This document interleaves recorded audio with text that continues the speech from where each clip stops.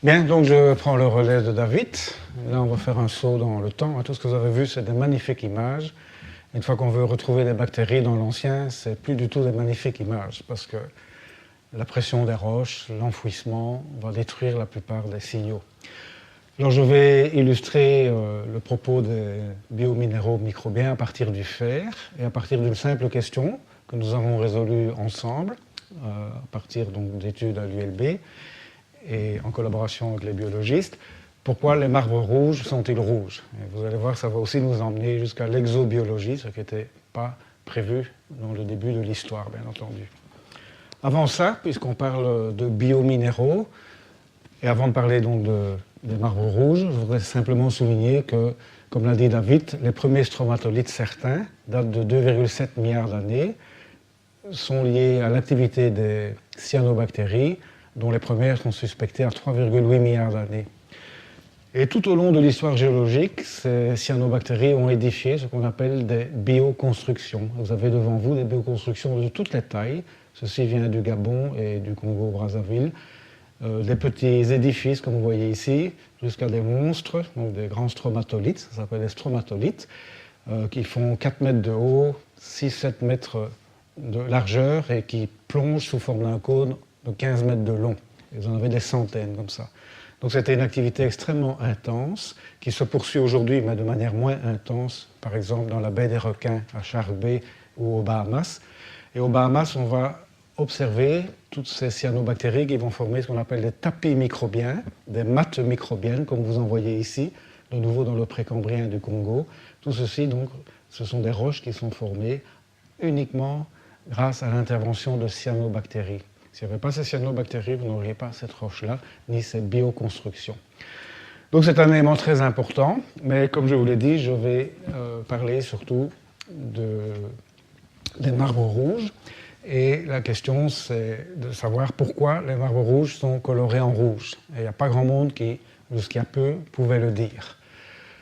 Alors c'est une étude que nous avons menée en collaboration avec beaucoup de gens, et particulièrement donc, les biologistes de l'ULB, parce qu'à l'époque David Gillen était à l'ULB, avec Chantal de Rider à l'ULB aussi. Et comme j'illustrerai beaucoup le problème des isotopes du fer, à partir d'une roche qu'on appelle l'Ammonitico rosso, qui est jurassique en Italie, dont cette étude est associée à un collègue et professeur italien de l'université de Turin. Donc la question, c'est effectivement, tout le monde connaît les marbres rouges, tout le monde connaît les calcaires rouges, qui ont été fort prisés, fort exploités depuis des siècles, à partir de la Belgique notamment. Et si vous suivez les débats politiques, si vous aimez ça, vous voyez qu'à l'Assemblée nationale en France, tout est pavé de marbre rouge, ce sont tous les marbres rouges belges. Et la question posée est, quelle est l'origine de leur pigmentation? Alors dès le départ, il y a 3 hypothèses crédibles qui peuvent être émises. Soit c'est une origine détritique, je vais préciser, soit c'est une origine biologique, intervention d'organismes, soit c'est une origine purement chimique. Alors dans les paysages, lorsque vous avez énormément de calcaire rouge ou de marbre rouge, vous le voyez tout de suite dans les paysages, tout est rouge.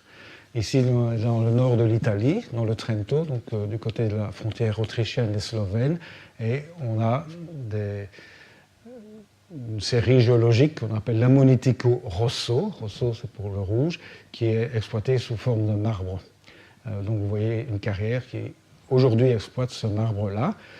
On peut observer, entre autres, qu'il y a des stromatolites, vous voyez, des stromatolites ferrugineux ici aussi, c'est tous des stromatolites ferrugineux qui mettent déjà la puce à l'oreille pour dire qu'il peut y avoir une composante biologique, qu'il faudra bien entendu démontrer.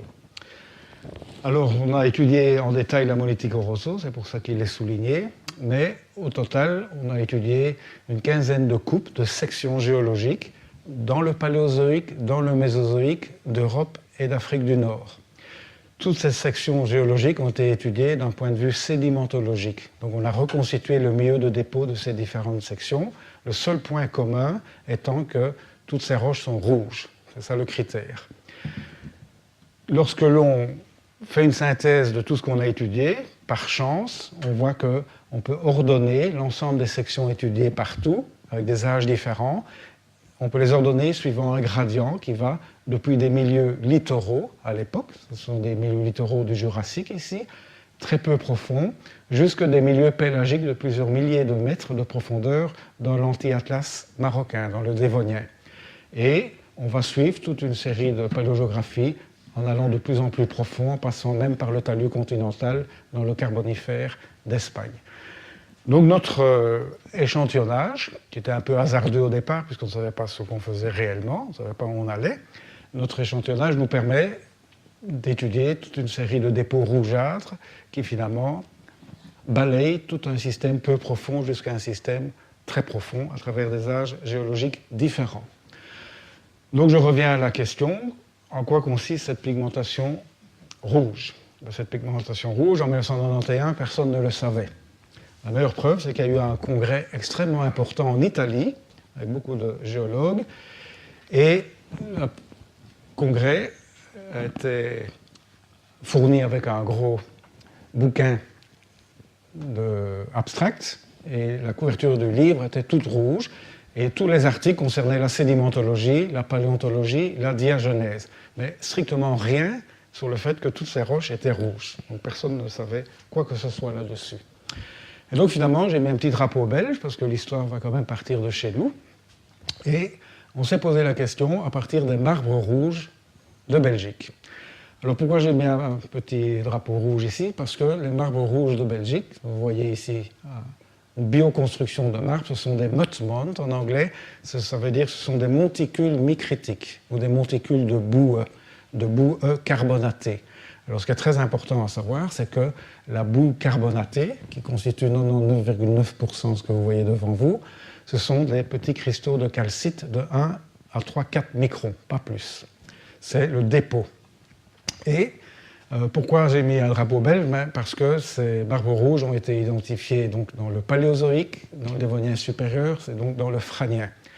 Et ces marbres rouges font le tour du monde, on fait le tour du monde parce que ça s'appelle aussi des biohermes, donc des marbres rouges, parce qu'ils sont extrêmement typiques, leur couleur rouge est connue mondialement et beaucoup de géologues de l'université européenne font le déplacement avec des étudiants pour les montrer. Donc nous nous sommes dit, on va partir des marbres rouges que vous voyez ici et essayer de comprendre pourquoi ils sont rouges. Il fait que celui que je vous montre ici, c'est son zone d'affleurement près de Philippeville, ce n'est pas un marbre rouge, c'est un marbre rose, mais ça ne pose aucun problème pour la suite des opérations. Donc nous avons commencé en 1989, 2 ans avant ce fameux congrès, et on a pu montrer que les mudmont, les monticules du Franien, du bassin de Dinan, ce sont donc des bioconstructions qui se sont édifiées lors d'une phase de diminution relative du niveau marin. C'est-à-dire qu'on est parti dans des zones profondes qui étaient des zones aphotiques et on va aller vers des zones euphotiques où on va trouver des algues vertes fossiles, bien entendu. Et l'essentiel des marbres rouges et roses va se trouver dans des milieux où il y a peu d'oxygène, ce qu'on va dire des milieux dysphotiques. Donc ce que vous voyez ici, devant vous, c'est la partie rose du marbre qui était exploitée. Au-dessus, dans le bois, on ne le voit pas bien, vous avez une partie grise. Et en dessous, là vous ne le voyez pas, mais il y a eu des forages qui montrent qu'il y a 30 mètres de rouge pur en dessous qui est encore disponible pour l'exploitation. Mais vous savez que toutes les exploitations de marbre rouge, pour des raisons économiques, ont cessé en Belgique. Que montre la sédimentologie? La sédimentologie montre que la base de ces bioconstructions s'est développée dans des milieux très calmes, sous la zone d'action des tempêtes, et qu'avec la croissance du bioherme ou du mudmont, on va rattraper la zone d'action des vagues où la sédimentation va s'arrêter. Et il n'y a aucune trace d'exposition subaérienne comme dans les récifs actuels. Alors ces marbres rouges appartiennent donc dans le synclinorium ou le bassin de Dinan ici. Vous avez le massif de Philippeville et dans le massif de Philippeville, 69 mudmont ont été bien identifiés, bien reportés. Ils appartiennent tous à un niveau particulier, un niveau stratigraphique particulier du Franien. Donc nous sommes dans le Dévonien supérieur. Le Franien est divisé en plusieurs niveaux. Et un de ces niveaux, là où il y a les flèches, depuis le bord sud du bassin de Dinan, à travers l'anticlinorium de Philippeville jusqu'aux limites du bord nord du bassin de Dinan, du synclinorium de Dinan, contient ce niveau stratigraphique avec des marbres rouges. tous ces marbres rouges ont subi des changements du niveau marin, ont enregistré des changements du niveau marin, les mêmes changements du niveau marin. Ils présentent tous une différenciation verticale des faciès, une zonation, également horizontale, mais je n'ai pas le temps d'en parler. Et comme nous allons le voir, ils vont contenir, ils vont renfermer toutes des ferrobactéries micro-aérophylétiques, c'est-à-dire qui sont développées dans des zones dysphotiques avec peu d'oxygène. Je vais vous le démontrer, tout ce que nous avons montré. Et dans ce cas précis, le minéral porteur de fer est de l'hématite submicronique qui forme des petits plateaux hexagonaux dispersés dans la matrice. Et malgré la couleur rouge vive, si vous faites une analyse chimique, la teneur en fer n'est que de 2%. Donc ce n'est pas la teneur, la valeur absolue en fer qui fait que le marbre est rouge. On verra pourquoi il est rouge. Alors je vous ai apporté ici un marbre rouge. Vous allez pouvoir le faire circuler. Je vous en donnerai encore deux autres après. Alors, ça c'est le deuxième. Donc voici le Motmon que je vous ai présenté tout à l'heure. Donc on ne voit que 30 mètres de l'ensemble qui fait environ 80 mètres. Il y a toute une grande partie que vous ne voyez pas. En général, le diamètre est de l'ordre, pour ces monticules, de 100-250 mètres de diamètre. Alors que voyons-nous? Les marbres rouges, deuxième drapeau belge, contiennent des cavités. Vous voyez toutes ces cavités blanches, vous les avez ici, cavités blanches et grises. Alors ça, de nouveau, ce que vous avez en main, ça fait le tour du monde. À tel point qu'on a appelé ces cavités que vous voyez des stromatactis. Ça fait couler de l'encre partout, parce que tout le monde a dit tout est le contraire de ce qu'est un stromatactis. Et c'est en Belgique qu'a été défini le terme stromatactis en 1880 par M. Dupont, et c'est à travers la thèse de Frédéric Boulevin, donc qui était à l'époque doctorant chez nous, qui maintenant est professeur à Liège, qu'on a pu résoudre ce qu'est un stromatactis. Et un stromatactis, finalement, c'est lié à une éponge. Vous voyez, vous avez une structure circulaire ici. Tout ceci est une éponge, on appelle une réceptaculitès. Comme on le sait, on va retrouver dans les cavités plus tard, de temps en temps, des spécules d'éponge. Et vous avez une magnifique, on ne voit pas bien, une magnifique éponge conservée, c'est le cas extrêmement rare. Et lorsque l'éponge meurt, la cavité va avoir tendance à s'écraser.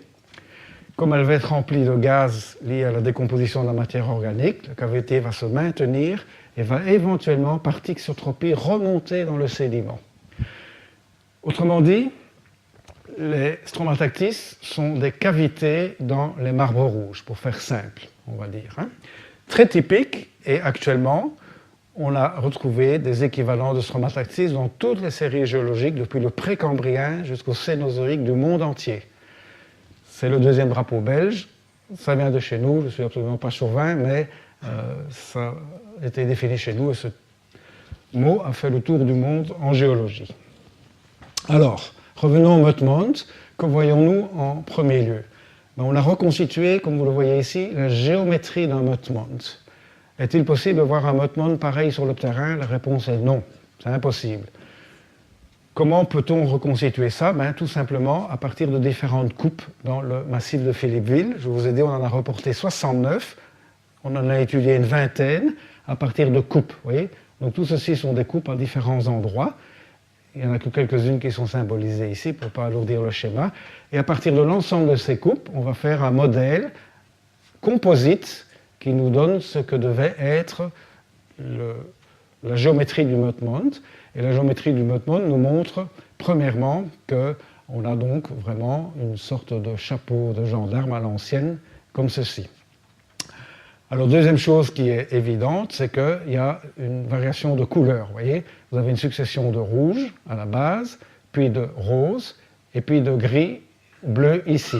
Cette succession, je vais vous le montrer dans quelques instants, est une succession écologique. Il va traduire des variations du taux d'oxygène. Et on voit que le sommet du Motmont ici est repris par une petite partie rouge. Je ne vais pas en détailler ici, mais stratigraphiquement, en dessous de ce Motmont, toujours dans le Franien supérieur, un autre Motmont a tenté de s'édifier, mais a avorté. Pourquoi? Parce qu'il y a eu une forte variation du niveau marin ici, et celui-ci a été ennoyé. Donc, l'interprétation va être celle-ci, je vais aussi la démontrer. lorsque c'est rouge et c'est contre-intuitif, bien entendu, quand on voit des choses rouges, on dit c'est oxydant. C'est tout à fait vrai si vous regardez le Trias en Europe. Le Trias en Europe, c'est des grains de quartz entourés de sesquioxyde de fer. Ça, c'est dans des climats oxydants. Ici, on est dans des carbonates et on a quelque chose qui est rouge et qui est le contraire de quelque chose qui est oxydant, parce qu'il y a très peu d'oxygène. C'est les bactéries qui vont nous donner la solution. Après, vous avez moins d'oxygène, ça devient rose, et puis progressivement, ça devient gris-bleu. Vous avez beaucoup d'oxygène, et là, vous trouvez énormément, pour la première fois, d'algues vertes, préservées et identifiables, fossiles, bien entendu. Et puis, on a de nouveau une zone avec très peu d'oxygène. Comment ça fonctionne? Tout ça est lié aux variations du niveau marin. Vous voyez, DSL, c'est variation of sea level. Donc le niveau marin va varier 3 fois. Une fois ici, 2 fois ici, 3 fois. 3 fois, il va augmenter et il va chaque fois isoler une tranche d'eau où il y aura très peu ou pas d'oxygène, c'est-à-dire on va aller vers des milieux anoxiques. Et à partir d'ici, je vais partir d'ici, le niveau marin est en montée, il va se stabiliser, il va arrêter de monter, et à ce moment-là, les micro-organismes que je vais vous présenter vont se développer et vont créer, vont édifier le Motmont. Comme ils vont croître plus vite que ne s'enfonce le Motmont va progressivement aller vers des profondeurs plus faibles. Et pour atteindre finalement, vers le sommet, la zone photique, où on trouvera les fameuses algues vertes. Oui. Et puis il y aura de nouveau un ennoiement, une variation du niveau marin qui va de nouveau amener une petite coiffe rouge, donc très peu d'oxygène. Et ici, l'ennoiement est tellement important que la sédimentation carbonatée est morte, est terminée, et ce sont toutes des argiles qui vont remplir la fin de l'histoire, avec très peu d'oxygène également. Donc, on va partir d'un milieu anoxique, lié à une augmentation du niveau marin, on passera à un milieu hypoxique, et puis finalement un milieu oxique avec les fameuses algues vertes. Autrement dit, on part d'un milieu aphotique, on passe à un milieu dysphotique, et finalement on termine dans un milieu euphotique. Et tout ça est calé par rapport à la zone d'action des tempêtes et la zone d'action des vagues qu'en sédimentologie, on est capable facilement de mettre en évidence. Alors, tout ceci, on peut le suivre en sédimentologie. Si je prends tout ce Motmont-ci, oui, bien, il correspond entre ces deux niveaux de variation du niveau marin. Vous voyez, ici, celle-là correspond à la coiffe rouge, celle-ci correspond à la base, ici, rouge également. Et on peut suivre tout au long du remplissage ici une succession de faciès, de paléo-environnements, de manière très détaillée à partir de ce qu'on appelle des lamelles. J'en ai apporté, je vous les présenterai tout à l'heure. Et on va voir qu'au départ, on part avec des schistes où commencent à apparaître des éponges, puis progressivement apparaissent des brachiopodes, puis progressivement apparaissent des stromatactis, puis des stromatoporoïdes, et puis finalement les algues vertes. Donc on peut suivre toute l'installation de la faune qui va traduire le fait que progressivement ce édifice voit sa profondeur relative diminuer. Alors voici la belle éponge, extrêmement rare, comme je vous l'ai dit. Vous voyez, elle a isolé une cavité qui ici n'a pas été déformée, mais ça marche aussi avec les cavités déformées. On voit que cette éponge est remplie d'un sédiment micritique interne qui contient des péloïdes rougeâtres. On voit que la cavité va voir son sommet cimenté par de la calcite. Et cette calcite et cette cavité va être ce qu'on appelle un stromatactis. On avait un ici, on avait un ici, c'est l'échantillon que je vous ai donné. Et en fait, c'est le stromatactis qui va nous donner la solution au point de vue de la composition biologique. Avant de vous la donner, voici la cavité qui va donc être remplie de sédiments internes, comme vous le voyez ici. À l'interface entre le sédiment et la cavité libre avant la cimentation se développent des microstromatolites ferrugineux. Et puis, il y aura une cimentation, et il se fait qu'il y avait des tas de ferrobactéries qui vivaient ici dedans, et elles vont être fossilisées et elles ne seront plus détruites. Alors, tout ça, j'annonce. Maintenant, il faut que je montre que c'est vrai. Et donc, je vous montre que c'est vrai. On retrouve ici le stromatolite ferrugineux à l'interface entre le sédiment interne et la cavité. Et regardez la cavité, vous avez dans cette cavité tous des filaments ferrugineux avec du fer et des petits ferrococoïdes ici. Donc tout ça s'apparente à des ferrobactéries. On va les comparer par rapport aux ferrobactéries actuelles, qui sont 1000 fois plus belles que les ferrobactéries géologiques pour toutes les raisons d'enfouissement, etc.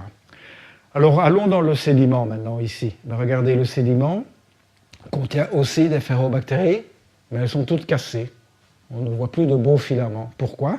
Alors là, il faut revenir à la géologie, il faut revenir à la sédimentologie. Quand un sédiment carbonaté est enfoui, la micrite qui fait 1 à 3 microns va recristalliser lors de l'enfouissement et se transformer en microsparite de 4 à 15 microns. Et cette recristallisation va faire que toutes les ferrobactéries qui vivaient dans le sédiment vont être complètement détruites et rarement préservées, tout en étant détruites, mais pas complètement, donc partiellement préservées comme ici. Donc il y a toutes les chances de les perdre. Et c'est pour ça que nous avons eu la solution en allant dans les stromatactis, et puis on a compris ce qui se passait dans la matrice. Et parfois, il y a un petit remaniement qui se fait ici, et ça va donner les quelques péloïdes rouges que l'on voit. Donc pour résumer ici, avant d'aller dans la biologie qui va nous aider à aller plus loin, en géologie, on va dire que la solution est dans les stromatactis qui représentent moins de 1% de l'ensemble du monticule. C'est de la calcite qui précipite d'un coup sec et qui fossilise, et puis il ne peut plus rien se passer parce que la compression ne peut plus jouer là-dessus. C'est figé. Dans les 99,9% du motmon qui est constitué de boue micritique, il y a autant de bactéries que celles que vous voyez ici, mais tout est détruit par la recristallisation lors de l'enfouissement. Et avec les biologistes de l'ULB, nous avons échantillonné des boues dans des milieux disoxiques dans les étangs de Woluwe, et on a mis en évidence des ferrobactéries de même type que celle qui est dans la cavité du stromatactis, et qui pointent vers des milieux disoxiques avec peu d'oxygène. Ici, il y a pu y avoir des identifications, parce que c'est de la matière actuelle, c'est des Belgiatoacées. Donc finalement, comment expliquer cette couleur rouge? Au départ, en 1900, on a rapidement compris que le rouge était lié au fer. Mais pendant longtemps, on a fait la mauvaise analyse, et jusqu'en 1985, on a dit le fer est détritique, il vient de l'oxydation de particules sur le continent, et il était amené dans le bassin sédimentaire où se formaient les carbonates. Plus tard, on a continué à mal interpréter, on s'est dit, ok, le fer traduit des systèmes latéritiques, comme on en a dans les latérites de l'Afrique de l'Ouest, et on a eu des grandes périodes d'hydrolyse qui ont altéré les sols, et tout a été expédié de manière importante dans les bassins carbonatés voisins. Et à ce moment-là, tous ces bassins carbonatés voisins étaient associés à des climats oxydants. Donc tout ceci était les interprétations simples, en disant simplement, ok, les calcaires rouges sont liés aux faciès oxydés, les calcaires verts, j'en ai pas parlé, mais je vais vous en donner un, sont liés à des conditions réductrices, et tout allait bien. Et tout se passe à faible profondeur. Malheureusement, on connaît énormément de calcaires rouges qui sont silicifiés, ce sont des lydites, mais dans des environnements très peu profonds, où il y a très peu de fer et très peu d'oxygène. Donc tout à fait le contraire de ce qu'on pensait pour ceux-ci. Et en plus, il y a très peu d'oxygène et très peu de fer, ils devraient être plutôt réduits, et ils ne le sont jamais. Donc il y avait quelque chose qui n'allait pas, et qu'on va essayer de résoudre dans quelques instants. En attendant, une chose qu'on est certaine, puisqu'on a vu les ferrobactéries dans les stromatactis, les calcaires rouges ont une origine biotique. La teneur en fer des calcaires rouges est de 1 à 2% seulement, et ce n'est pas le fait qu'il y a 1 ou 2% qui est responsable de la coloration, on y reviendra. Deuxième observation, tout se passe pour l'instant dans le milieu marin, et les calcaires rouges sont formés dans des milieux calmes avec de très faibles taux d'oxygène. Donc la couleur n'est pas nécessairement liée au fait que c'est à faible profondeur où l'environnement est abondant, ce qu'on avait toujours cru jusqu'à ce moment-là. Donc ici, on va faire un saut vers la biologie et on va regarder cet oursin qui s'appelle Echinocardium cordatum, qui est un oursin irrégulier qui vit à 15 cm en mer du Nord, par exemple, dans des fonds sableux très fins. Et cet oursin, on va le voir, contient des biofilms. Mais associé à cet oursin que vous voyez ici, dans son terrier vit Montacuta ferruginosa, qui est la bête noire de M. David Gillan, puisqu'il essayait il est en train de les collecter ici pour sa thèse de doctorat. Et ce matériel biologique va nous être d'une grande utilité en géologie, parce que si on dissèque Echinocardium cordatum, donc l'intestin, dans le cécum, on voit qu'il y a des nodules. Vous voyez, ceci est un nodule dans le cécum. Ce nodule est surmonté et entouré de 3 couches de ferrobactéries. On va voir comment elles sont organisées, mais tout est lié à l'activité de ferrobactéries. Même chose pour Montacuta, vous voyez une sorte de chevelu sur la couche externe, donc Montacuta ferruginosa, le bivalve, a également 3 couches, une couche externe, une couche intermédiaire, une couche interne, avec des phosphates amorphes de fer, et S, c'est la coquille. Donc, de nouveau, on voit que tout est lié à l'activité de bactéries, de ferrobactéries, et qu'il va y avoir une relation entre les ferrobactéries et la formation, la précipitation de fer.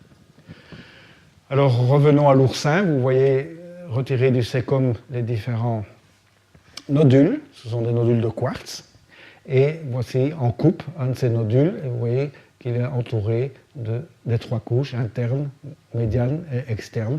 Et pour la couche externe, vous avez énormément de bactéries filamenteuses qui ont été identifiées par RNA, etc., principalement avec des Begiatoaceae, donc des bactéries qui vivent avec des faibles taux d'oxygène. Même chose pour Montacuta ferruginosa. Si vous allez dans la couche externe, qui est le petit chevelu que vous voyez ici, vous avez de splendides bactéries. Je vous avais dit, les images ici sont bien supérieures à les images qu'on peut avoir dans un stromatactis, même si on est content avec un stromatactis. Vous êtes dans du matériel qui a quand même 380 millions d'années. Dans les stromatactis, ici, c'est de l'actuel. Et donc, vous voyez que la couche intermédiaire commence à être progressivement caractérisée par des dépôts de fer, comme ici. Et puis, dans la couche interne, on aura une accumulation de dépôts de fer ferrique dans des polysaccharides. De nouveau, tout ça traduit, ces bactéries nous disent que tout ça fonctionne dans des milieux avec peu d'oxygène. Voilà, donc la bactérie est ici. Le diamètre, c'est 1 à 5 microns. Et dans la base de la couche externe, on voit déjà les accumulations de fer, vous voyez, de cristaux de fer, qui évidemment, d'un point de vue géologique, va faire que si on prend tout ça pour une bactérie, puisque c'est autour de bactéries, on aura un diamètre plus grand que ce que ce n'est réellement. Mais initialement, donc, le diamètre est de l'ordre de 1 à 5 microns. Alors finalement, comment on peut expliquer ce qui se passe au niveau soit des nodules à l'intérieur de l'oursin, soit des différentes couches bactériennes autour de la coquille de Montacuta ferruginosa, mais la couche externe est filamenteuse et contient donc des bactéries, des ferrobactéries filamenteuses et des cocoïdes. Il y a d'autres organismes qui ne jouent pas, mais des protozoaires associés par exemple. Puis on a la couche intermédiaire qui est microbienne, toujours, les microbes dont je viens de parler, et ensuite elle devient minérale. On a de plus en plus d'incrustations de fer autour des filaments de bactéries, comme on vient de le voir. Et puis on a la couche interne, qui est essentiellement minérale, avec des organismes filamenteux pratiquement tous morts. Et donc la genèse est assez simple à comprendre. On a d'abord le dépôt de fer. On va voir comment, dans les gaines des bactéries qui s'initient directement dans la couche externe, puis ça s'accumule dans la couche interne, médiane. Les bactéries commencent à être dégradées et à ce moment-là, les bactéries disparaissant, le fer s'accumule dans la couche interne. Et le système fonctionne même quand les bactéries sont mortes. Donc ceci s'appelle un processus passif parce que c'est une biominéralisation qui est induite par les micro-organismes, qui aboutit à une bioaccumulation, et il n'y a pas donc d'accumulation à l'intérieur de la bactérie, mais bien sur les bords, sur les parois, donc les gaines de la bactérie. On revient à la géologie, et puis on repartira en biologie. Donc je reviens à la géologie. Voyons l'ensemble des microfaciès, que ce que l'on a observé parmi toutes les coupes du Paléozoïque et du Mésozoïque d'Europe et d'Afrique du Nord, dont le point commun, je le rappelle, est que tout cela est rouge. Donc tout ce que je vais vous montrer, c'est basé sur des séries rouges. Alors pour ça, on va faire des lamins. Donc je vous ai apporté quelques lamins. Celles-ci, ce sont celles de l'ammonitico rosso. Vous pouvez regarder. Donc les géologues ils prennent un caillou et ils font une lame mince, comme ça qu'on l'appelle, de 30 microns d'épaisseur. 30 microns. Et donc ceci, on va le regarder au microscope normal. Et éventuellement, on peut passer ça au microscope électronique après. Donc vous pouvez circuler, comme ça vous avez vu ça une fois. Donc ça, ce sont celles qui sont illustrées ici. En étudiant toutes les coupes paléozoïques et mésozoïques dont je viens de parler, en lamins, donc il y a plus de 1000 lamins qui ont été faites, mais on peut voir que tout est rouge, mais ça on le savait dès le départ, mais on va voir que les dépôts de fer dans l'étude sédimentologique des lamins suivent des motifs particuliers, n'est pas aléatoire. Ça veut dire quoi?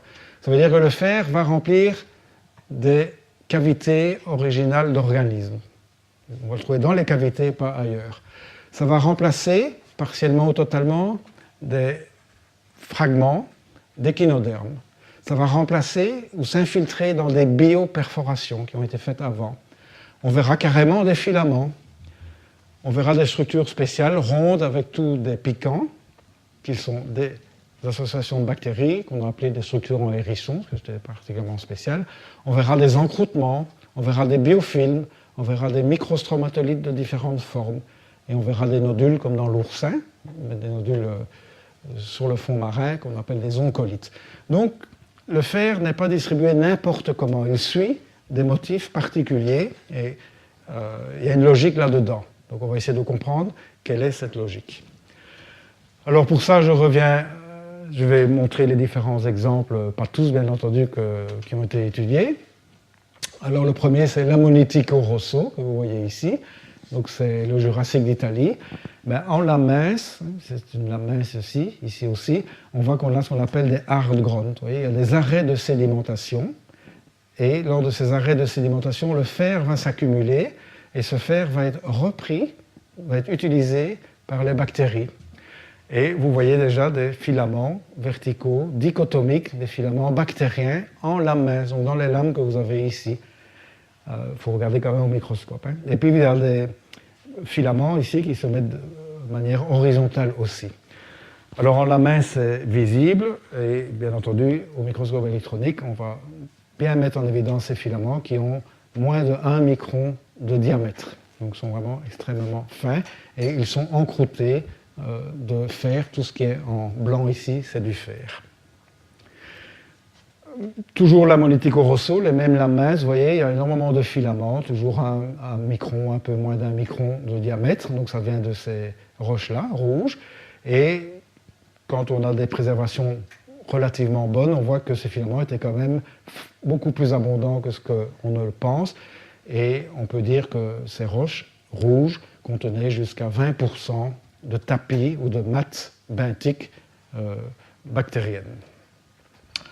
Alors ensuite, on va dans le Dévonien inférieur, on est à 415 millions d'années, de la République tchèque, et au microscope électronique, de nouveau, on va mettre en évidence des petits filaments avec des gaines qui ont été ferruginisées 0,1-0,6 microns et des diamètres de 2 microns. Donc cette photo-là vient de cet échantillon-là, il a été coupé pour ça, de la partie rouge. Et vous verrez ici que dans cet échantillon-là, il y a des rouges et du vert. On discutera après si on a le temps. Mais je peux l'expliquer facilement. Donc de nouveau, les bactéries. Là, j'en ai parlé, c'est le Stromatactis qui montre de nouveau toute une série de filaments, donc je ne vais pas rediscuter ça. Si je vais dans le Carbonifère d'Espagne maintenant, j'ai un fragment d'échinoderme complètement pourri, complètement altéré, et dans la pseudo-cavité que cela forme, il y a des tas d'endostromatolites qui poussent de manière centripète dedans. Oui. Donc on a des endostromatolites ou un autre fragment d'échinoderme ici, on a des microstromatolites qui poussent autour du fragment. Tout ça avec des dépôts de fer, bien entendu.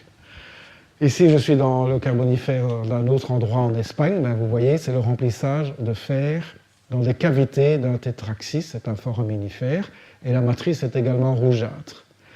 On a la même chose dans des perforations, des bioperforations de brachiopodes. Ici, c'est un brachiopode qui était bioperforé, et là-dedans, on va retrouver des bactéries filamenteuses qui vont envahir la bioperforation. On est de nouveau dans le Jurassique d'Italie. Vous avez des protoglobigérines, vous voyez, et la cavité est de nouveau remplie de dépôts de fer et beaucoup moins en dehors. Alors nous sommes dans l'anti-atlas marocain.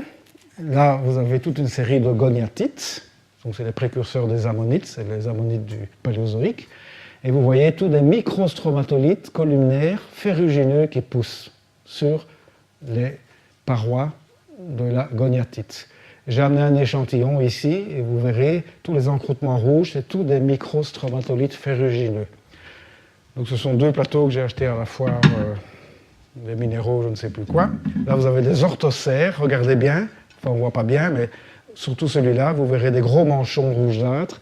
Tout ça sont des ferrobactéries qui se sont développées sur les fossiles. Au microscope électronique, ces échantillons-là vous montrent la bactérie. Vous voyez, vous avez une ferrobactérie ici, entourée de son manchon de fer.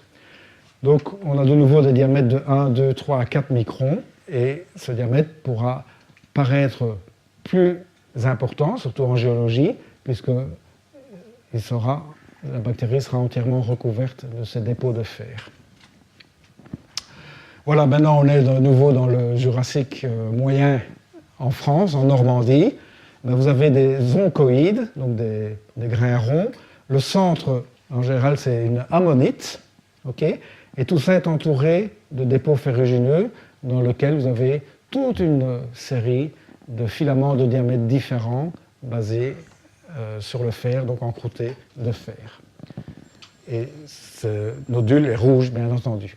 Donc, toutes ces observations nous montrent qu'on a des filaments réguliers ou non, avec des constructions régulières ou non, des filaments dichotomiques, etc. Les diamètres sont voisins de 2 microns, et aux rayons X, on peut toujours montrer que ces minéraux, c'est soit de l'hématite, soit de la goethite. Donc, tout ça nous fait penser géologiquement à des bactéries, à des ferrobactéries. On a également des filaments ou des formes très irrégulières, comme vous voyez ici, quasiment des sortes de spores qui nous feraient penser aussi que tout ça est complété par des fungi, qu'on appelle en géologie des fungi imperfecti. Donc, l'hématite et la goethite, puisque l'essentiel de ces dépôts est composé d'hématite et de goethite, vérifié en rayon X, n'est pas dispersé au hasard et suit toute une série de motifs bien particuliers. Et le motif, c'est bien entendu le taux d'oxygène, c'est la voie biologique. Aujourd'hui, toutes ces ferrobactéries sont associées à du fer et du manganèse, et les deux grandes clés d'entrée, c'est la teneur en oxygène et le pH, qui va déterminer la solubilité du fer dans les solutions aqueuses, c'est-à-dire dans l'eau de mer ici. Alors dans notre cas, on a le choix entre des bactéries neutrophiles ou des bactéries acidophiles. Les ferrobactéries vivent aussi bien dans l'un que dans l'autre. Les acidophiles, c'est lié à l'altération des métaux dans les mines. Dès que vous êtes dans des milieux acides, si vous êtes dans des carbonates, vous transformez votre carbonate en une sorte de gruyère avec des trous partout. Toutes les roches qu'on a vues rouges, elles n'ont pas des trous partout, sinon on ne les emploierait jamais pour faire des marbres ou pour décorer.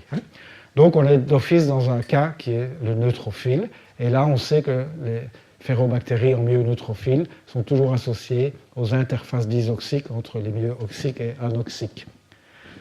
Et la biominéralisation est donc liée à la production de substances exopolymériques à partir des gaines, des bactéries ou des capsules qui sont riches en polysaccharides et qui vont former l'essentiel des maths. Et le fer est passivement précipité dans les EPS, ce qu'on observe aujourd'hui donc en biologie.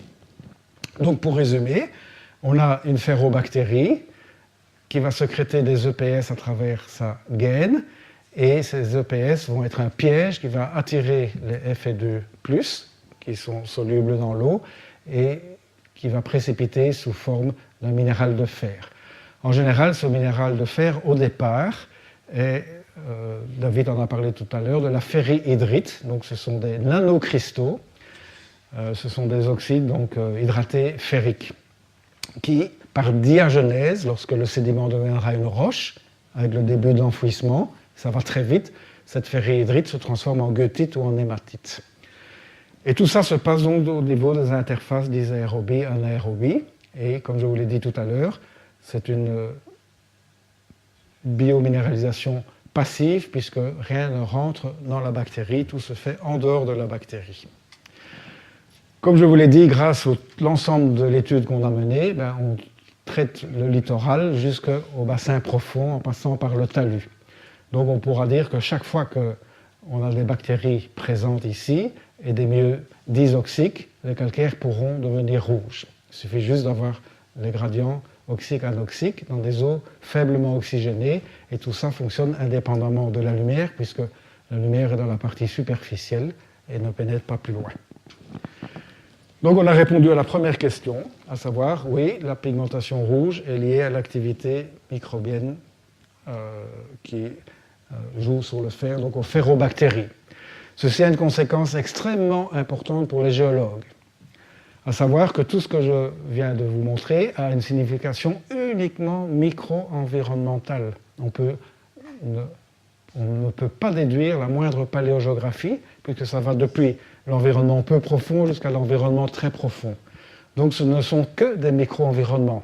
La meilleure image que j'ai pour bien faire comprendre ça, c'est que n'importe où dans la mer, vous pouvez avoir des futurs calcaires rouges. C'est exactement ce qui se passe au point de vue micro-environnement dans l'intestin de l'oursin. L'intestin de l'oursin ne va jamais nous donner des calcaires rouges. C'est la même chose qui se passe. Donc ça, c'est une signification micro-environnementale, c'est extrêmement important en géologie. Ne pas en tirer de considérations paléogéographiques et encore moins de considérations paléoclimatiques. Alors, deuxième partie, ayant fait ce travail, on a pu démontrer effectivement que la plupart des calcaires rouges sont liés à l'activité des ferrobactéries si on a des gradients oxyques, anoxiques, donc dans les zones disoxiques. On s'est dit, ok, c'est déjà un bon résultat, 9, puisque tout le monde disait les calcaires rouges c'est oxydant, ça n'a rien à voir, c'est disoxique, et c'est micro-environnemental. Donc on s'est dit, on va essayer de valider ça, si on peut, par les isotopes du fer. Ça n'avait jamais été fait dans ce genre de série-là. Donc on est parti dans l'inconnu, les premiers résultats ont été catastrophiques. Et puis on a rectifié. Alors pour ça, on a choisi en géologie l'Ammonitico rosso, donc du Jurassique d'Italie, d'Espagne et de Sicile, principalement celui d'Italie, parce que c'est celui qui contient le plus de microstromatolites et le plus de filaments visibles en la main sur le microscope électronique. Et puis on s'est dit, on va en même temps analyser, ce qui n'avait jamais été fait, les compositions isotopiques du fer dans Echinocardium cordatum, l'oursin, et dans Montacuta ferruginosa, le bivalve. Et on va voir ce que ça donne. Donc on part dans l'inconnu et on choisit donc 17 échantillons qui sont répartis dans 4 affleurements distants de 60 km, les 4 affleurements, et on reste toujours dans le même niveau stratigraphique pour ne pas avoir un effet temporel éventuel qui pourrait jouer, qu'on ne serait plus dans la même période de temps. Donc on fait bien attention à ça, et ça c'est facile parce qu'on a des biozones ammoniques pour se caler. Donc on choisit 4 affleurements dans lesquels on va sélectionner des échantillons, principalement des hardground où on sait qu'il y a un maximum de concentration de fer, des échantillons qui contiennent en la main sur le microscope électronique des filaments, des échantillons qui contiennent des microstromatolites et des biofilms. Et on va analyser les rapports isotopiques du fer. Alors il existe de très nombreux isotopes du fer, les 4 principaux sont ici, et on va particulièrement s'occuper du 56 qui est le plus abondant sur le 54, ce qu'on appellera le delta 56. Et l'idée est que l'on va prendre des échantillons où à l'échelle centimétrique, ceci est 1 centimètre, on va prélever la fraction rouge et la fraction non rouge, qui généralement est grise, mais ici elle est blanche, à moins de 1 cm ou quelques millimètres, pour comparer. Quand je parle à Ammonitico rosso, j'insiste toujours sur rosso. Et malheureusement, les géologues ont des langages très courts. La formation de l'Ammonitico rosso n'est pas rouge du début à la fin, n'est pas homogène. Il y a des interstratifications de faciès gris, parfois blanc. Donc ce n'est pas du tout quelque chose de monolithique rouge. Mais la dominante étant rouge, ça s'appelle Ammonitico rosso. Avant de voir ce qu'on a fait de ces échantillons, rappelons que ici, quand on a commencé ça, on est au début de l'histoire et c'est un peu les coulisses de l'exploit, parce que les variations dans le milieu marin, par exemple ici, des isotopes du fer, c'est maximum 1 pour 1000 ou environ 1 pour 1000. Donc ce sont de très faibles variations isotopiques qui existent. Si vous prenez l'oxygène isotopique, le carbone isotopique, les variations c'est 10, 20, 30, jusqu'à 50 pour 1000. Et ici on va devoir jouer dans un monde inconnu pour nous, pour tout le monde, avec des fractions isotopiques extrêmement fines, extrêmement faibles, qui va nécessiter un appareillage très lourd et une technique analytique très difficile aussi, qui sera maîtrisée pas par moi, je ne suis pas spécialiste de l'analyse, mais par quelqu'un de notre équipe. Donc on va d'emblée jouer sur des faibles fractionnements isotopiques. En gros, vous voyez que ces fractionnements isotopiques en biologie et en géologie, parce qu'on a déjà des petites indications, sont très faibles et sont pilotés par deux grandes réactions, pour faire simple. Vous avez la réaction d'oxydation, avec la ferrihydrite dont j'ai parlé tout à l'heure, qui va vous former un alourdissement de 1,5 pour 1000. Donc, si la bactérie joue, précipite de la ferrihydrite, on aura une augmentation de 1,5 pour 1000 si le processus va jusqu'au bout dans les isotopes delta 56. Et puis, ça peut être repris par la réaction de dissimulation du fer 3 en fer 2, et là, on va avoir un allègement de 1,3 pour 1000. Donc au maximum, si on va chaque fois au bout des processus, on ne peut pas espérer avoir un fractionnement plus grand que 3 pour 1000, si vous voulez. Ce qui, dans ce cas idéal, reste toujours très faible. Et donc, on va quand même essayer de voir ce qu'on va pouvoir en tirer en analysant nos échantillons géologiques et nos échantillons biologiques. Alors, ceci sont les lamins que vous avez eues en main il y a 2 secondes. Première chose, toutes les flèches noires, c'est pour chaque lamin. Donc, vous avez maintenant une idée de ce qu'est la dimension de ça, parce que vous avez vu les lamins. Chaque flèche ici va chaque fois être, on va prendre avec une microfraise comme chez les dentistes, on va prendre une poudre ici et une poudre là. Chaque fois rouge par rouge. Rouge ici sur un hard grunt par rouge. Par rouge, rouge, etc. Donc, chaque échantillon, on va prélever une poudre rouge et à moins d'1 centimètre, une poudre par rouge. Les chiffres que vous voyez en blanc, c'est les teneurs totales du fer dans l'échantillon prélevé. Et donc on voit déjà d'office qu'il y a des échantillons gris qui ont 0,35% de fer et des échantillons rouges qui ont 0,32% de fer. Donc c'est ce que je vous disais tout à l'heure. Il y a des échantillons gris qui ont plus de fer et qui sont gris que des échantillons rouges qui ont moins de fer et qui sont rouges. Autrement dit, ce n'est pas la teneur absolue en fer qui conditionne la coloration visible. On y reviendra dans quelques instants. Et donc, vous voyez de nouveau ici, vous avez des hard grunts très importants et quelque chose qui est au-dessus, qui n'est pas rouge. Alors, pour ça, donc, on prend une microfraise style dentiste, de différents diamètres, et on la prend en titane pour éviter des contaminations avec le fer, bien entendu. Et on va prélever 25 mg pour chaque échantillon. Ceci va passer dans les processus analytiques qui seront assez compliqués. C'est une immense part qu'on a mis au point nous-mêmes, qui nécessite des attaques sur phases différées. Le but étant de retirer les phases carbonatées sans dissoudre les autres phases qui sont des phases silicatées et des phases d'oxyde.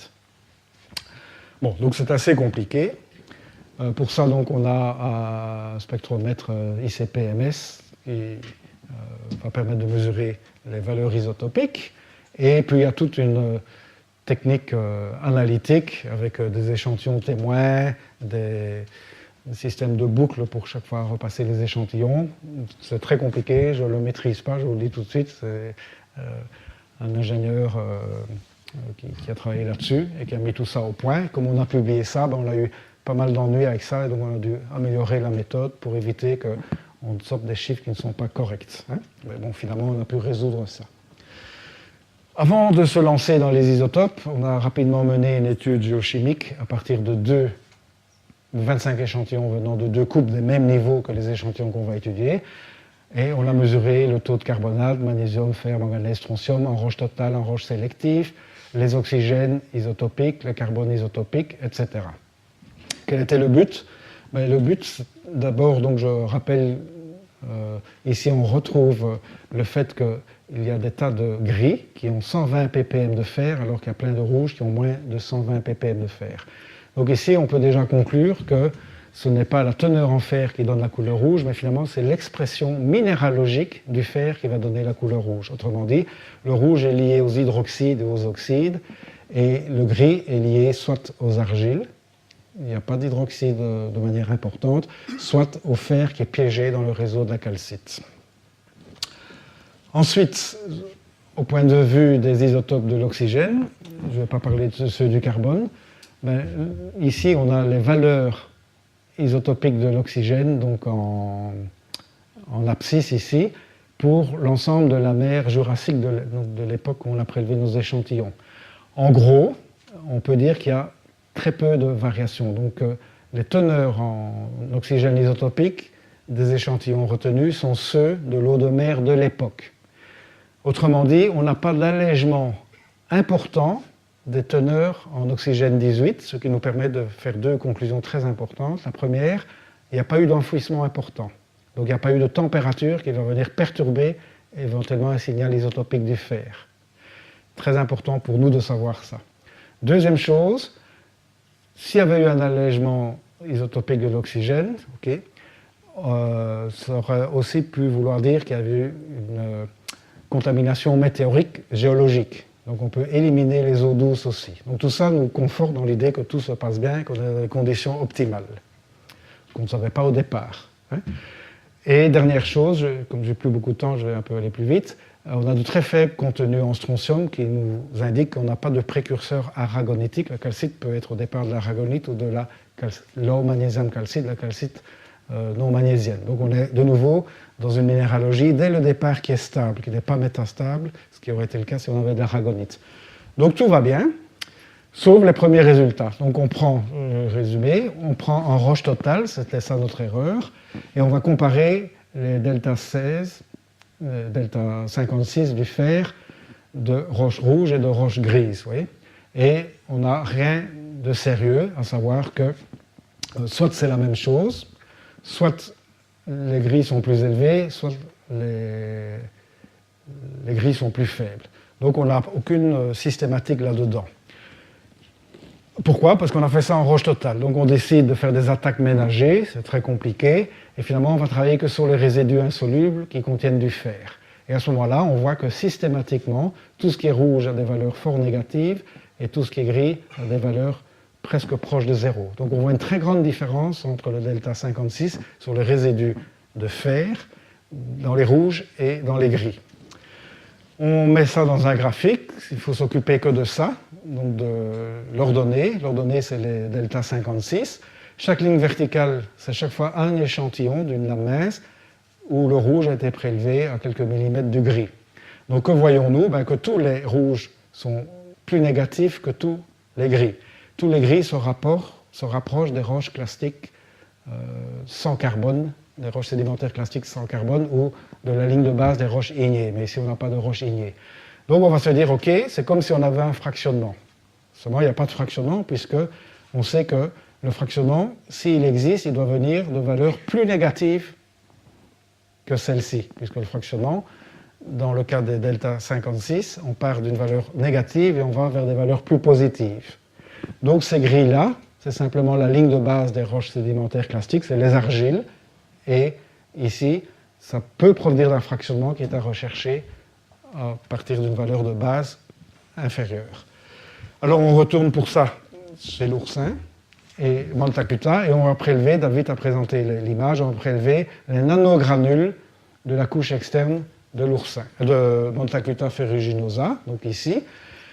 Même chose, on va prélever les dépôts ferriques qu'il y a dans les gaines bactériennes de l'intestin de l'oursin, autour des nodules, et en plus, on va prendre dans le tissu connectif, vous avez des nanograins de fer qui fonctionnent en dehors de la bactérie, donc c'est lié au métabolisme de l'oursin, c'est pris directement le fer dans l'eau de mer ou dans l'eau du sédiment.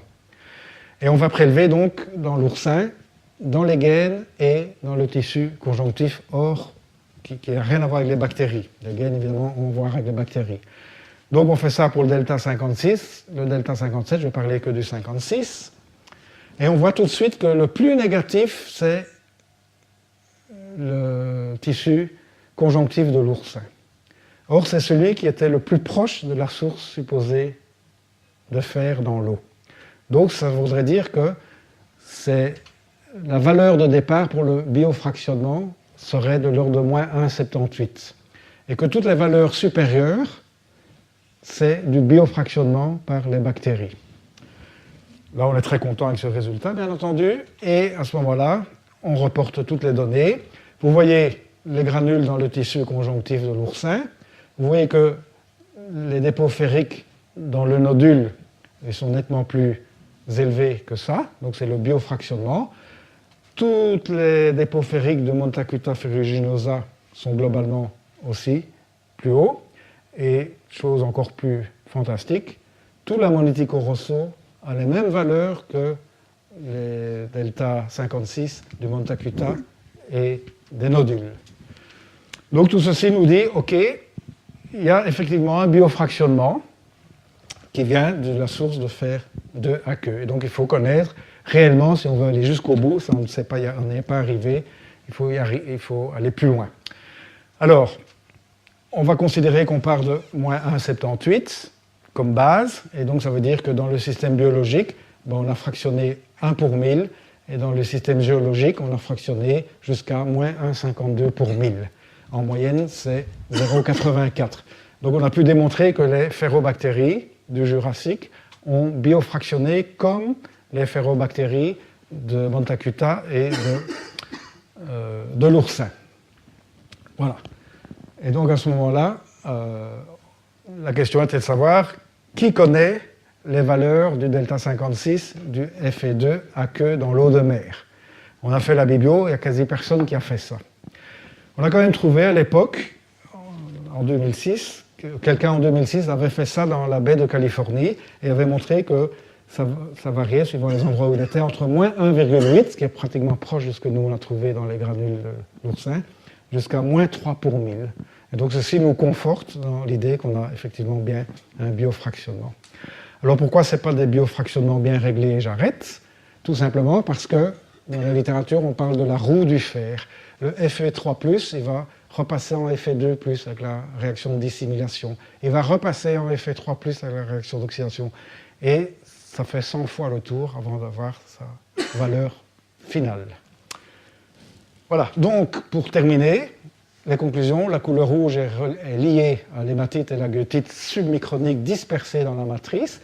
L'hématite est le résultat de l'activité de ferrobactéries et de fungi qui ont précipité donc, les hydroxydes aux interfaces disoxiques entre l'eau et le sédiment. Le contenu en fer est le même, que ce soit rouge, ou même ordre de grandeur, que ce soit rouge, rose ou gris. C'est l'expression minéralogique qui importe. Ceci, c'est les ferrobactéries ont fractionné, ont fait un biofractionnement passif à une échelle inframillimétrique, puisque tous nos échantillons ont été prélevés à l'échelle inframillimétrique. Et la comparaison montre que ces biominéraux du Jurassique ont les mêmes compositions isotopiques que les biominéraux de l'actuel, à travers les deux organines qu'on a étudiés, et que finalement, l'oursin vit dans des milieux comparables, c'est les micro-environnements que les milieux dans lesquels se sont formés les biominéraux ferrugineux du Jurassique. Voilà. Donc notre idée est qu'effectivement, tout ceci représente une biosignature, et une biosignature, c'est important, puisque si on va par exemple sur Mars et qu'on voit des teneurs en isotope delta 56, on a une clé d'entrée pour comparer et éventuellement mettre en évidence que ce qu'on a mesuré est un biofractionnement. Voilà, je vous remercie.